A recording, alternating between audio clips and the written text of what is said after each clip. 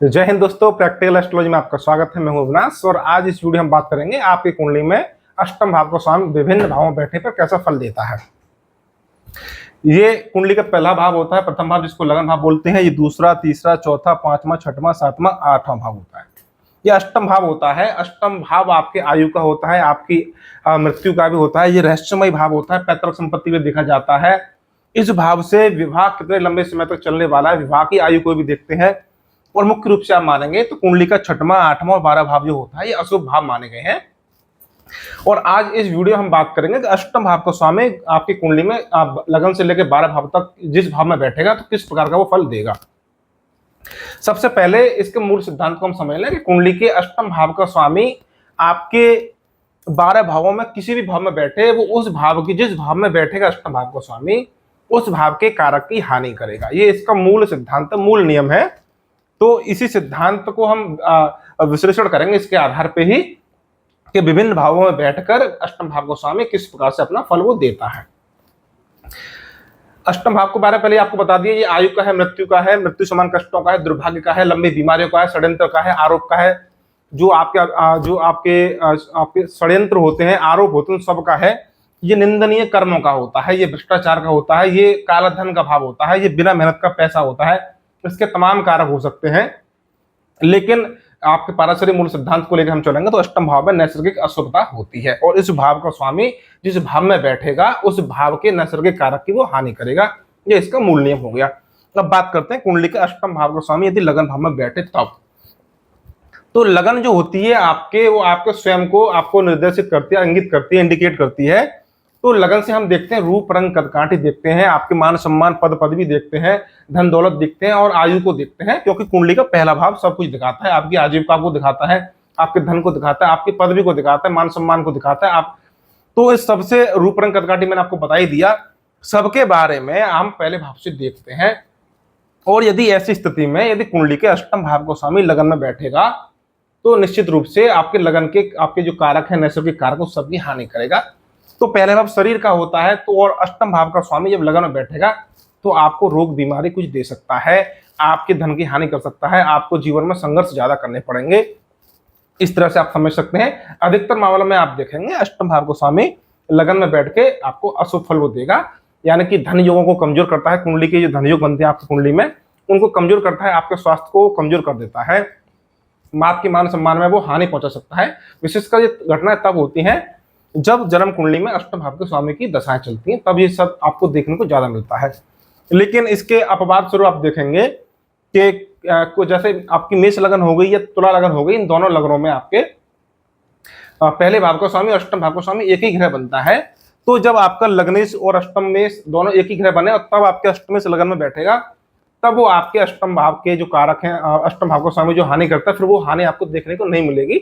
मान के चलिए आपके लगन का स्वामी आपका मंगल बनता है, मेष लगन है, तो अष्टम भाव का स्वामी भी मंगल बनेगा।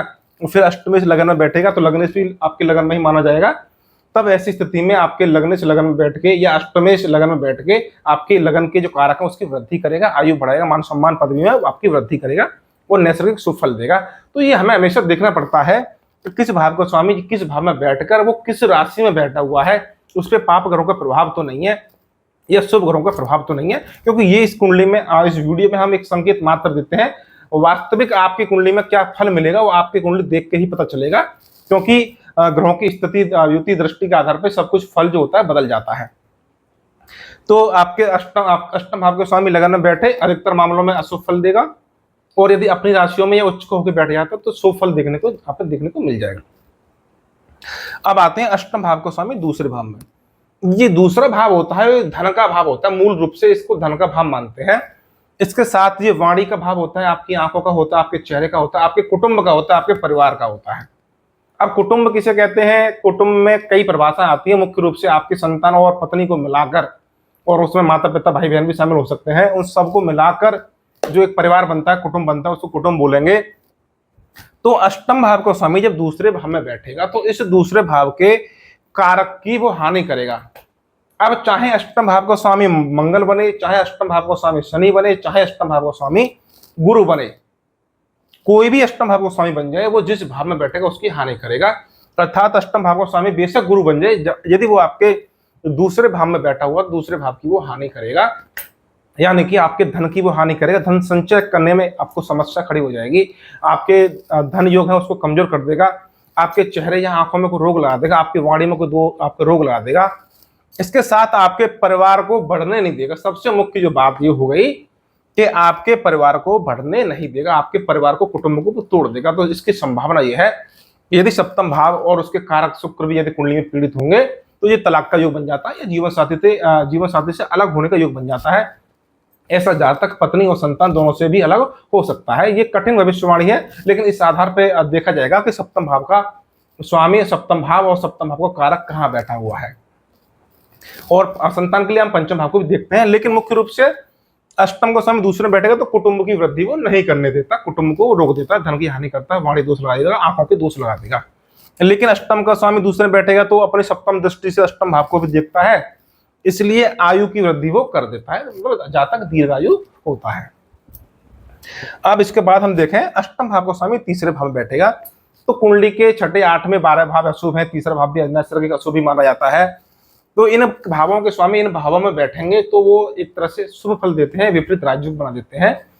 तो अष्टम भाव का स्वामी आपके तीसरे भाव में बैठेगा तो कई मामलों में वो शुभ फल दे सकता है, लेकिन यदि पीड़ित हो सकता है, पीड़ित हो जाए। पहला शुभ फल क्या हो सकता है, यदि अष्टम का स्वामी तीसरे बैठे तो जातक दीर्घायु हो सकता है, जातक स्वस्थ हो सकता है, कोई उसकी गंभीर बीमारी जातक को नहीं होगी और दीर्घायु जातक को आयु लंबी होगी, दीर्घायु जीवन यापन करेगा। लेकिन तो वही जो बात जो हमने आपको बताई कि अष्टम का स्वामी जहां बैठेगा उसके नैसर्गिक कारक की वो हानि भी करेगा।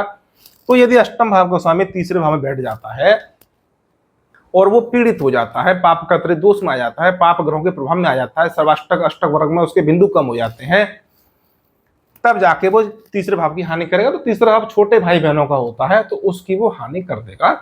संभावना है कि छोटे भाई बहनों से संबंध अच्छे आपके ना रहे या छोटे भाई बहनों की आयु को भी वो दुष्प्रभावित कर सकता है। इसके साथ अष्टम भाव का स्वामी तीसरे भाव में बैठ के वो नवम स्थान को भी देखेगा, यानी भाग्य भवन को भी देखेगा। ये पिता का भाव होता है तो आपके भाग्य को भी पीड़ित कर सकता है, आपको ऐसा लग सकता है कि आप भाग्यशाली नहीं है, या इसका अर्थ ये समझ सकते हैं कि आपके पिता के भाग्य को बिगाड़ता है, आपके पिता के लिए ये स्थिति शुभ नहीं है। इसके साथ आप देखेंगे अष्टम भाव का स्वामी आयु का होता है, अष्टम से अष्टम भाव तीसरा भाव भी आयु का होता है। तो यदि ये पीड़ित हो गया, अष्टम भाव को स्वामी यदि तीसरे भाव में बैठ के यदि पीड़ित हो जाता है, पाप प्रभाव में आ जाता है, तो ऐसे जातक आत्महत्या करने के प्रयास भी कर सकते हैं। हालांकि ये भविष्यवाणी हमें नहीं करनी चाहिए, क्योंकि इस आधार पर हम पूरी भविष्यवाणी नहीं कर सकते। इसके लिए हमें पूरी कुंडली देखनी पड़ती है कि ग्रहों की युति दृष्टि का क्या प्रभाव पड़ रहा है, उसके लग्न की स्थिति क्या है, उस पर शुभ ग्रहों का प्रभाव है या नहीं है, इस तरह से। लेकिन फिर भी अष्टम भाव का स्वामी तीसरे भाव में भौतिक समृद्धि के लिए शुभ फल देता है। अब आते हैं अष्टम भाव का स्वामी चौथे भाव में। चौथा भाव आपके माता का होता है, घर, मकान, भूमि, वाहन, संपत्ति का होता है, मानसिक सुख शांति का चौथा भाव होता है। ये सबसे महत्वपूर्ण भाव होता है, क्योंकि जीवन में सुख नहीं होगा तो जीवन निरर्थक, आपको बेकार लगता है। तो अष्टम का स्वामी जब चौथे में बैठेगा तो चौथे भाव के जो नैसर्गिक कारक है उसकी वो हानि करेगा। तो सबसे पहले अष्टम का स्वामी चाहे कोई भी ग्रह बन जाए, यदि चौथे में बैठेगा तो मानसिक सुख शांति के लिए वो निश्चित रूप से हानिकारक होगा, जातक के जीवन में मानसिक सुख शांति नहीं होगी। इसके साथ तो चौथा भाव आपकी माता का होता है, तो माता की आयु कम हो सकती है, माता रोगी हो सकती है, माता का स्वास्थ्य खराब हो सकता है, या माता की तरफ से किसी अन्य प्रकार की चिंता कोई आपके जीवन में हो सकती है। भवन, भूमि, वाहन, घर, मकान, दुकान खरीदने के लिए भी ये स्थिति शुभ नहीं है। इसमें कोर्ट कचहरी के मामले भी हो सकते हैं, या कोई रुकावट हो सकती है, या किसी प्रकार से आपकी संपत्ति है, आपके भवन है, वो बनने में दिक्कत आ सकती है, कारण कोई भी हो सकता है, लेकिन चौथे भाव के वो कारक की हानि करेगा। यदि आपके अष्टम भाव को स्वामी चौथे भाव में बलवान होकर बैठा है तो ये आपको पैतृक संपत्ति भी दे सकता है। इसका पॉजिटिव रिजल्ट, आपका जो शुभ फल है वो इतना ही हो सकता है कि आपको पैतृक संपत्ति दे सकता है। अन्यथा की स्थिति में अष्टम भाव को स्वामी चौथे भाव की कारक की हानि करेगा और आपको माता के लिए अशुभ हो गया, आपकी भूमि, संपत्ति, मकान आदि के लिए भी अशुभ फल हो जाएगा। अब आते हैं अष्टम का स्वामी पंचम भाव में आएगा तब। तो जो बात आपको बताई कि जो आपके मूल कारक की हानि करेगा, अष्टम का स्वामी जहां भी बैठेगा, तो पंचम भाव आपके संतान का मुख्य भाव होता है और आपके शिक्षा का, पढ़ाई लिखाई का होता है, बौद्धिक स्तर का होता है, नई नई विद्याएं सीखने का होता है। तो अष्टम का स्वामी जब पंचम में बैठेगा तो आपके संतान की तरफ से कोई चिंता दे सकता है। इसके दो अर्थ हो सकते हैं कि संतान देर से हो या फिर संतान रोगी हो, बीमार संतान आपकी रहती हो, या फिर संतान की आयु कम हो। ये तीनों फल आपको देखने को मिल सकते हैं। लेकिन इसके साथ साथ हमें आपके सप्तमांश कुंडली भी देखनी चाहिए, नवांश कुंडली भी देखनी चाहिए। ये एक सामान्य फल है, मात्र एक सामान्य जानकारी है। इसके साथ अष्टम भाव का स्वामी पंचम बैठेगा तो आपकी पढ़ाई लिखाई को बिगाड़ सकता है, विशेषकर तब जब आपके पंचम भाव का स्वामी शत्रु राशि में हो या नीच इत्यादि आपके पाप पीड़ित बैठा हो तब। यदि आपके सप्तम आपके जैसे यहाँ पे तीसरी राशि हो, मिथुन राशि हो, तो चौथी, पांचवी, छठवीं या कन्या राशि हो और अष्टम भाव का स्वामी बुध बन जाता है और फिर आपके पंचम भाव बैठता है तो अपनी ही राशि में बैठेगा। ऐसी स्थिति में आपके फिर पंचम भाव के कारक की वो हानि नहीं करेगा। तो यदि पंचम भाव का स्वामी अपनी राशि में बैठा है तो हानि, ऐसी स्थिति में वो हानि नहीं करेगा पंचम भाव के कारक की। अन्य स्थिति में वो पंचम भाव के कारक की वो हानि करेगा। संतान, शिक्षा और बौद्धिक स्तर के लिए वो हानिकारक सिद्ध हो जाएगा, विशेषकर संतान के लिए हानिकारक सिद्ध होगा। लेकिन उसके लिए हमें कुंडली में गुरु देखने पड़ेंगे और पंचम से पंचम भाव नवम स्थान को देखना पड़ेगा, सप्तमांश कुंडली को देखना पड़ेगा, नवांश इत्यादि वर्गों को भी देखना हमें पड़ेगा। इसके साथ एक रिजल्ट और आता है पंचम भाव उसके स्वामी का प्रेम संबंधों के मामले में, क्योंकि ये बड़ा ही महत्वपूर्ण ये क्या बोलते हैं इसको पूछने वाला प्रश्न है। जहां तक प्रेम संबंधों के बारे में बहुत ज्यादा पूछते हैं। तो आपके अष्टम का स्वामी यदि पंचम में बैठेगा तो ये विवाह से पूर्व के अनैतिक प्रेम संबंधों को दिखाता है। ऐसे प्रेम संबंध वो विवाह में परिवर्तित नहीं हो पाते हैं और सिर्फ वासनात्मक प्रेम संबंध होते हैं। तो वो उन प्रेम संबंधों का कोई सुखद अंत नहीं होता है। इन समझ सकते हैं, विवाह से पूर्व के यूं ही मनोरंजन वाले प्रेम संबंध आप समझ सकते हैं। और यदि ऐसी स्थिति में यदि अष्टम भाव का स्वामी मंगल या शनि बन जाते हैं और मंगल या शनि अष्टम भाव के स्वामी बन के पंचम में बैठ जाते हैं, या फिर पंचम भाव का स्वामी मंगल या शनि बन जाते हैं फिर वो अष्टम में बैठ जाते हैं, तो फिर ऐसे जातक दूसरों को प्रेम में धोखा भी देते हैं और ये उनका प्रेम संबंध सिर्फ वासनात्मक होता है, सिर्फ मनोरंजन के लिए होता है। ये झूठा प्रेम मान सकते हैं इसको। लेकिन जो भी हो, झूठा हो या सच्चा हो, प्रेम तो प्रेम ही है, कुछ भी मान के चलिए। लेकिन ये विवाह से पूर्व के अनैतिक प्रेम संबंधों को दिखाता है जिसमें वासनात्मक संबंध होते हैं और कुछ नहीं होता है, जिसका विवाह में तब्दील नहीं हो पाते मामले वो वाले। हाँ, तो इस पंचम भाव का फल आपको बता दिए। अब आते हैं अष्टम भाव को स्वामी छठे भाव में आ जाए तब ये विपरीत राजयोग की स्थिति बनती है। आपकी छठे, आठवें, 12 भाव के स्वामी छठे, आठवें, 12 बैठ जाते हैं तो ये भौतिक समृद्धि के लिए अच्छा फल देते हैं। तो ये विपरीत राजयोग के लिए अष्टम को स्वामी छठे में बैठेगा। छठा भाव रोग, बीमारी, शत्रुता, कर्ज, रुकावट, बाधाओं का होता है और अष्टम भाव में सबसे ज्यादा अशुभता या नकारात्मक ऊर्जा होती है। तो अष्टम भाव को स्वामी जब छठे में बैठेगा तो ये इन सब की संघर्षों की, बाधाओं की समस्या जो है शत्रुओं को समाप्त कर देगा, शत्रुहंता योग बनाता है। लेकिन इसके यदि दो तरह के परिणाम देखने को मिल सकते हैं। जब तक के शत्रु नहीं होंगे तो फिर जातक स्वयं रोगी हो सकता है, या तो रोगों को मिटाएगा या फिर शत्रुओं को मिटाएगा, या फिर वो आपके ऋण को मिटाएगा तो रोग को बढ़ाएगा। मतलब कुछ चीजों को वो घटा देगा तो कुछ चीजों को बढ़ा देगा। अष्टम को स्वामी यदि आपके छठे में चला जाता है और पापी ग्रह बन जाते हैं तो शत्रुओं को जड़ से मिटा देगा, लेकिन वो आपके बीमारी भी आपको दे सकता है, या बीमारी को आपको जड़ से खत्म कर देगा तो आपको शत्रु भी दे सकता है। दोनों तरह से रिजल्ट आपको देखने को मिल सकते हैं। लेकिन जो भी हो, भौतिक समृद्धि के लिए, धन दौलत और प्रसिद्धि के लिए, ये किसी भी क्षेत्र में सफलता के लिए, क्योंकि ये संघर्षों का भाव है, छठा भाव शत्रु बाधा है। आप चाहे नौकरी करें, व्यापार करें, चाहे कुछ भी काम धंधा करें, चाहे आप बेशक आध्यात्मिक जीवन व्यतीत करें, आपके काम, क्रोध, लोभ, उस तरह के जो आपके जो नैसर्गिक शत्रु हैं मानवता के, उनको भी छठे भाव से देखा जाता है। और अष्टम भाव को स्वामी जब छठे में बैठेगा तो इन सबको भी वो हानि करता है। तो आपके जीवन में जो रुकावट पैदा करते हैं, आपके जीवन में सफलता, लक्ष्य जो आपने आपको फिक्स किया है, निर्धारित किया है, उस लक्ष्य को प्राप्त करने में ये छठा भाव सबसे बड़ा अवरोधक होता है। और जब अष्टम भाव को स्वामी जब छठे में बैठेगा तो जातक अपने लक्ष्यों को प्राप्त करता है। वो चाहे नौकरी करे, चाहे व्यापार करे, जो चाहेगा उसको आपको बिना रुकावट के या कम रुकावट के उसको पा लेगा, प्राप्त कर लेगा। लेकिन वही बात के जब बीमारी देगा तो कर्ज हटा देगा, कर्ज देगा तो बीमारी हटा देगा, कुछ ना कुछ दोनों कॉम्बिनेशन चलता रहेगा। इसके बाद हम बात करते हैं आपके अष्टम भाव के स्वामी के सप्तम भाव में। सप्तम भाव जीवन साथी का होता है, विवाह का होता है, साझेदारी का होता है और व्यापार का होता है। अष्टम भाव का स्वामी जिस भाव में बैठेगा उस भाव की वो हानि करेगा। सप्तम में बैठेगा तो सप्तम विवाह की हानि करेगा, जीवन साथी को बीमार कर सकता है, जीवन साथी की मृत्यु तक भी कर सकता है। हालांकि ये सब बातें सप्तम भाव के स्वामी और कारक शुक्र पे और नवांश कुंडली के आधार पर कही जाती हैं। लेकिन सामान्य नियम कि सप्तम अष्टम का स्वामी सप्तम में बैठेगा, विवाह को खराब कर देगा, जीवन साथी के लिए हानिकारक है, जीवन साथी की हानि करेगा, चाहे तलाक के माध्यम से करे चाहे आपके मृत्यु के माध्यम से करे, वो विवाह को तोड़ सकता है, खराब कर सकता है, जीवन साथी को रोगी भी बना सकता है। इसके साथ साथ किसी भी तरह की पार्टनरशिप के लिए भी ये स्थिति अशुभ है, और व्यापारियों के लिए भी ये स्थिति अशुभ है। ऐसे स्थिति में आपके व्यापार में हानि उठानी पड़ सकती है। तो अष्टम का स्वामी सप्तम में, और इसका ये भी हद तक एक से अधिक विवाह भी जातक करा सकता है। भाई पहले विवाह की जब हानि होगी तो भाई निश्चित है कि दूसरी शादी भी होगी, चाहे दूसरी शादी पहले ही पत्नी की तलाक के बाद हो, चाहे पहली पत्नी की मृत्यु के बाद हो, दो पत्नी का जो भी बन जाता है, दो विवाह भी करा सकता है यदि आपके अष्टम का स्वामी सप्तम भाव में बैठा हो तब। इसके बाद है अष्टम भाव का स्वामी अष्टम भाव में ही बैठा हो, ये स्थिति शुभ है। ये भौतिक समृद्धि के लिए अच्छा है, अंतर ज्ञान के लिए अच्छा है, रहस्यमयी विद्याओं के लिए अच्छा है, रहस्य आपके कुंडली जागरण के लिए अच्छा है, पैतृक संपत्ति के लिए अच्छा है, बिना मेहनत के पैसे के लिए अच्छा है, दहेज के लिए, रिश्वत के लिए, या कुछ भी मान के चलिए जो पैसा बिना मेहनत के आए, उस सब के लिए अष्टम भाव का स्वामी अष्टम में बैठा हो, उसके लिए ये अच्छा माना जाएगा।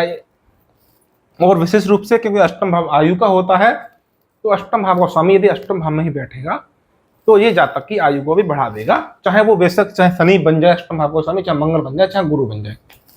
जो भाव अपने अष्टम भाव का स्वामी कोई भी घर बनेगा, अष्टम भाव में बैठेगा, अपने भाव की वृद्धि करेगा।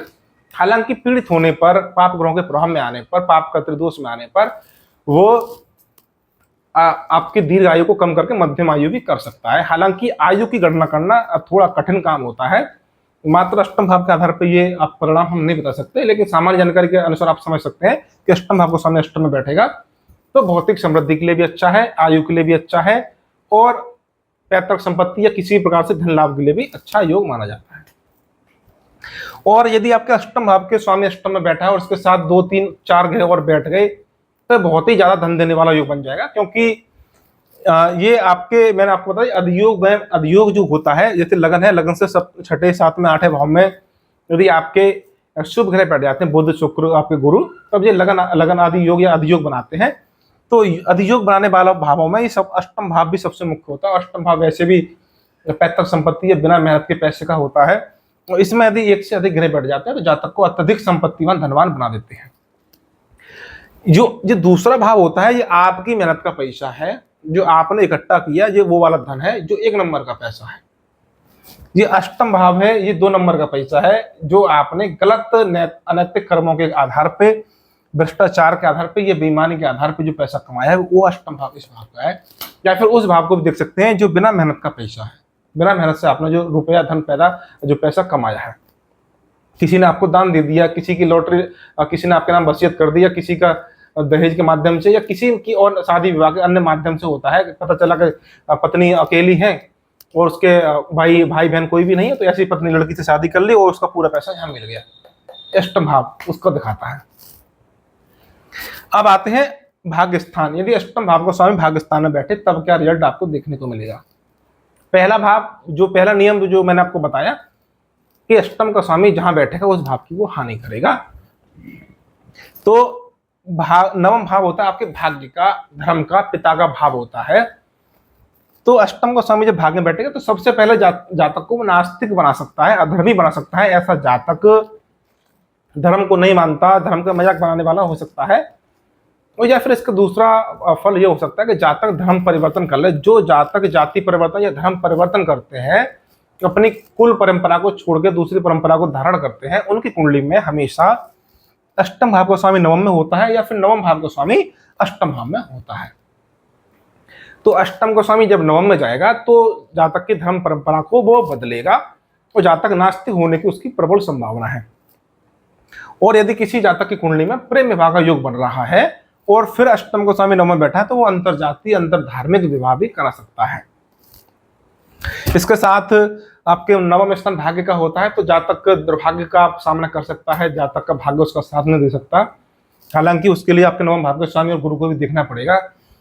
और जातक के ये पिता के लिए भी हानिकारक है। यदि अष्टम का स्वामी नवम में बैठा हो और सूर्य भी आपकी जन्म कुंडली में अशुभ हो और पाप ग्रहों के प्रभाव में हो, शनि या मंगल से पीड़ित हो, तो जातक को पिता का सुख नहीं मिलता है। ऐसे जातकों की पिता की जल्दी ही मृत्यु वहां पर हो जाती है, या अन्य कारणों से जातक पिता से अलग हो जाता है।